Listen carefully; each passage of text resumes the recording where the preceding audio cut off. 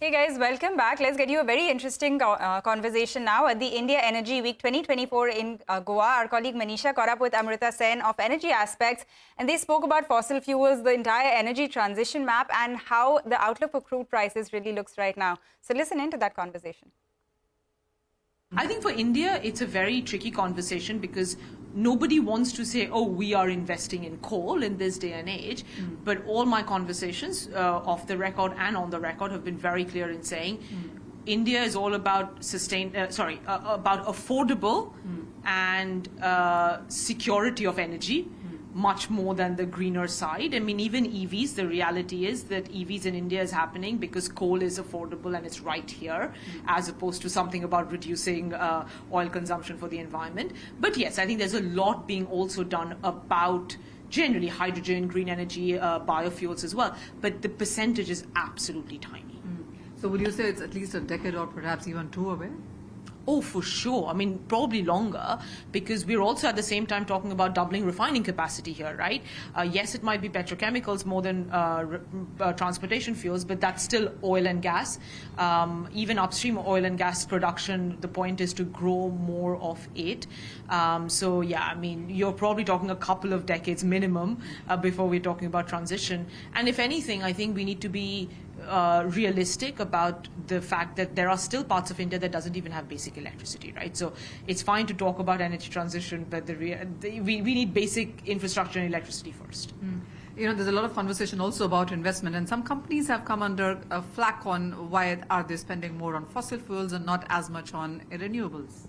I think that's really unfair on the companies, to be honest, because as shareholders, I find it bizarre that the shareholders want returns and they don't want fossil fuel investment. Oil and gas returns over the last couple of years have been some of the best, and I'm sure, I mean, energy equities, and you've seen those numbers, right? And yet, it's a bit like, oh, but you're not going to get multiples on that. Like, and I know Western company, but Shell being a prime example where people keep criticizing them, oh, you need to split your business into new renewables and oil and gas. We're going to give you a multiple like Amazon for renewables, even though the returns are negative. I mean, we've seen what's happened to offshore wind. So I genuinely think it's so hard for companies because you want returns and then you want green investment, which is at zero or negative returns.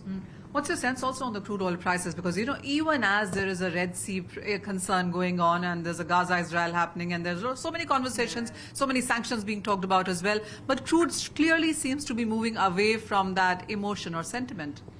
And that's been, it's almost, I said this to somebody, I said, it's almost like it's grown up, it's become mature, right? Yeah. Gone are the days where you used to react to headlines. No, but jokes aside, I think one of the biggest things we've seen in the crude market is that last year, a lot of hedge funds in particular got really badly burnt trading oil on geopolitical headlines. And even Russia, for that matter, the Russian invasion of Ukraine, we all thought the production losses would be bigger. What it was a redirection of trade flows. And I think now people realize, okay, is this a supply loss or is it a trade flow issue? And the Houthi stuff has also been a trade flow issue. So where you're seeing this, and since Russia we've seen this, is refining margins. So any refiner who, I think you can see that the profits are really going up, and the last 2 years have been very good, this year again. So it's products and refining margins where these disruptions are showing up because it's longer routes and all of these things, but it's not an outright crude supply disruption. It isn't. And while, of course, there is enough and more supply, the demand also has seen a bit of a slowdown. So what's your sense on prices then? Because last year has been a negative closing and this year has started on a weaker note. I think prices will still average in the 80s, right? OPEC is very, very resilient in terms of kind of making sure that the market doesn't go into oversupply. Right now, we've also refinery, seasonally, right? We're in a weak period, refinery maintenance. Once we are out of that, Q3 should be very strong, at least on our numbers. So I think average Brent mid-80s, I think that's still, that's our forecast at least. We're not expecting fireworks this year, much more fireworks in gas, like petrol and diesel prices. India, lucky because it's capped. But for where it's not capped, I think that's where the challenge is going to be. Yeah, right. Going forward, when you look at India's mix, whether it's about crude and gas and hydrogen and biogas is in talks, how do you see the current mix that is, and where do you see India heading? I think one of the challenges with India is that it's almost doing everything.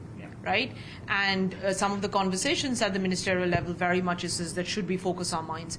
And look, it's early days, right? And even for the world as a whole, a lot of technologies are not tried and tested. So I think it's good, and given there's so much innovation in India available, it's good to try and test a few things. But I think at some point there needs to be kind of focused minds on saying, okay, these are the 2 or 3 things that India is going to go down the route of. When natural gas, and if India is so reliant on importing natural gas, maybe green hydrogen isn't one of them, just as an example, right? Maybe biofuels is actually a much better solution for India given agriculture here. So yeah, those would be 2, I would say, yeses and nos, at least from me.